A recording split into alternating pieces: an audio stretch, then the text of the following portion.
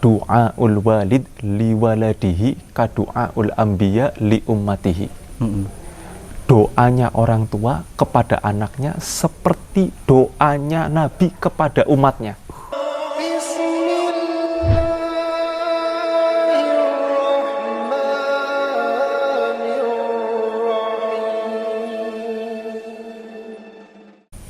Pertanyaan berikutnya ini datang dari salah satu subscriber juga. Jadi pertanyaannya, bagaimana caranya menyikapi orang tua yang kurang bijak kepada anak-anaknya? Ini mungkin dari segi penilaian dari anak-anaknya mungkin ya. Iya. Silakan, Gus. Anak ini sebenarnya bagaimanapun keadaan orang tua, itu tetap harus menghormati, harus berbakti kepada orang tuanya.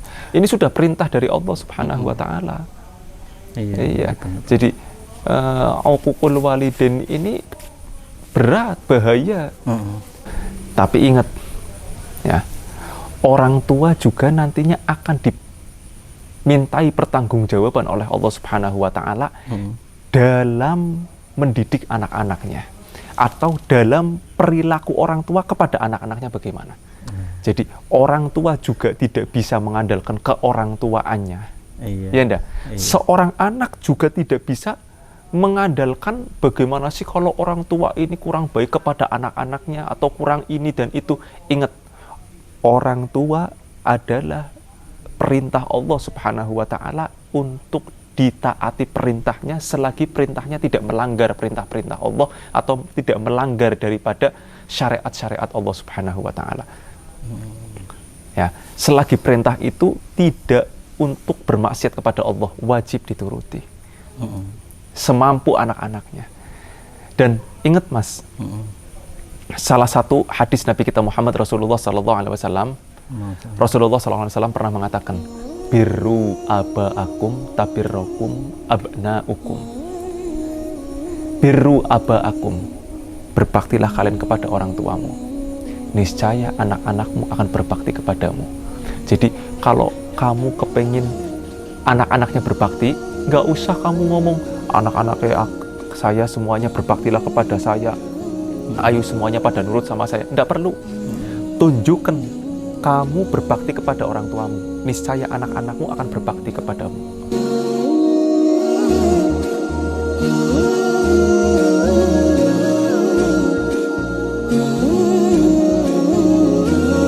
Bahkan kita lihat juga kan ada kisah Alqamah itu kan, itu bukan Alqamah ini durhaka kepada orang tuanya, enggak. Alqamah ini sebenarnya hanya orang tuanya ini merasa iri, merasa tersakiti karena Alqamah itu lebih mencintai istrinya daripada orang tuanya.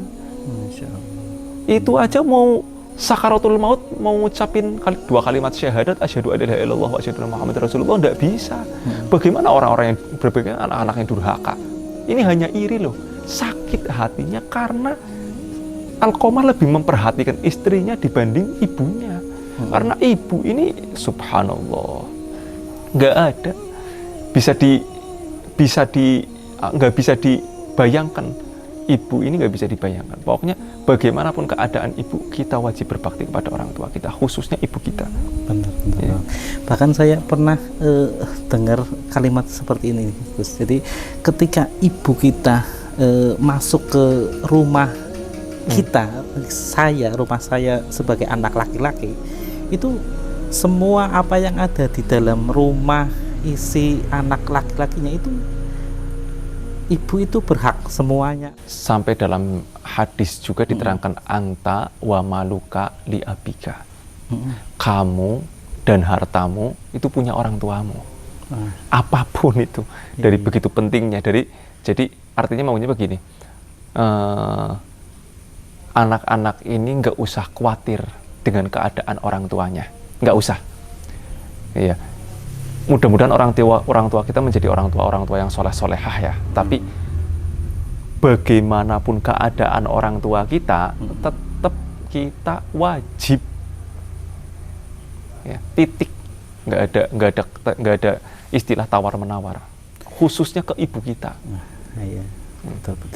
Jadi arahnya itu bukan memperbaiki orang tua, tapi memperbaiki diri. Iya. Jadi pertanyaan ini sebenarnya untuk memperbaiki diri. Sebenarnya yang diperbaiki itu diri kita, bukan orang tua kita. Mungkin Iya. seperti itu ya. Betul. Insya Allah, Allah akan kasih keistimewaan yang lebih bagi orang-orang yang tetap berbakti kepada orang tuanya. Orang tuanya kurang adil, ini misalkan. Orang tuanya mengambil haknya tanpa izin misalnya, atau pembagiannya kurang rata, lebih sayang kepada si A daripada si B, lebih sayang pada yang lebih tua daripada yang lebih kecil, atau lebih sayang kepada yang kecil daripada yang lebih tua, ini misalkan. Tapi anak ini tetap continue, kembali lagi kepada istiqomah, tetap berbakti kepada orang tuanya, saya yakin orang ini akan mempunyai derajat yang lebih tinggi daripada anak-anaknya, karena ini tetap beristiqomah berbakti kepada orang tuanya. Apalagi kalau kita tetap dapat doa dari seorang ibu ya. Urusan apapun, urusan Beres. dunia itu kecil banget. Coba bayangkan Mas, jenengan ngomong masalah doa ini, Iya.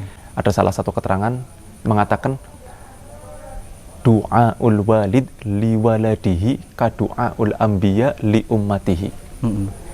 Doanya orang tua kepada anaknya seperti doanya Nabi kepada umatnya.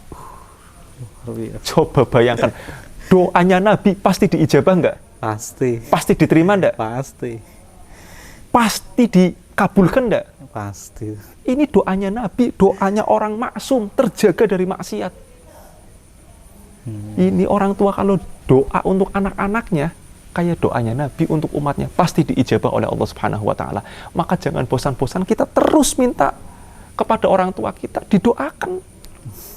Baik dalam hal dunianya, dalam kesuksesannya, dalam cita-citanya, dalam keinginannya, dalam keluarganya, dalam akhiratnya, minta doa kepada orang tuanya. Kalau kita kadang-kadang minta doa kepada ulama sampai kita cium tangan dan itu segala macam, kenapa kita nggak mau cium ibu kita, tangan ibu-ibu kita cium, ngomong, Bu, saya minta doakan biar saya urusannya diberesi. Orang tuanya akan mengangkat tangan seperti doanya Nabi kepada umatnya. Pasti diterima, pasti diijabah. Bagaimana? Jadi sangat luar biasanya doa seorang ibu itu seperti itu ya. Iya. Jadi ayo minta doa sama ibu-ibu kita. Apa sih? Kita punya apa? Kita punya masalah apa? Kita punya problem apa? Kita punya ujian apa? Datangi orang tua kita. Bu, ayo doakan. Ya enggak? Cukup kita bakti kepada orang tua. Semaksimal mungkin kebutuhan orang tua kita penuhi semampu kita. Kita ngomong semampu. Kita mampunya bagaimana sih? Ya enggak? Begitu. Kalau kita sudah lihat ke arah sini, mungkin jadi artinya yang di mata kita salah itu mungkin jadi luntur semua ya. Jadi untuk pertanyaan ini arahkannya ini ada keutamaan ibu kok nggak dimanfaatkan, selagi ibu kita masih ada, kenapa ini disia-siakan loh? Justru pertanyaan ini sayang banget loh, ada ya gitu. Coba bayangkan Mas, dulu waktu zaman Nabi Musa alaihi salam, ya, itu ada orang, ini singkat ceritanya saja ya, bahwa ada anak, ya, dari begitu baktinya kepada orang tuanya sampai orang tuanya ini punya dosa besar kepada Allah Subhanahu wa taala sehingga dilaknat oleh Allah. Orang tua ini menjadi binatang yang tidak terpuji, babi. Kedua orang tuanya menjadi apa? Babi. Tapi tetap anak-anaknya memandiin babi ini, nyuapin makannya babi-babi ini, karena babi ini hakikatnya siapa? Orang tuanya. Dengan dia berbakti kepada orang tuanya, padahal orang tuanya ini sudah mendapatkan hal yang tidak terpuji, sudah mendapatkan dosa dari perbuatannya, tapi tetap anak ini berbakti kepada orang tuanya, sehingga anak ini yang tetap berbakti diangkat derajatnya oleh Allah Subhanahu wa taala. Coba bayangkan, ini orang tua jelek kayak apa coba sampai dilaknat menjadi babi, tapi tetap anak ini berbakti kepada orang tuanya, tidak pandang ini orang tua mau kehidupannya bagaimana, tidak urusan. Yang penting tugasnya dia sebagai anak disuruh berbakti kepada orang tuanya, tetap tetap berbakti. Begitu. Jadi konsepnya begini, intinya apapun keadaan orang tua kita, Mas, berbakti.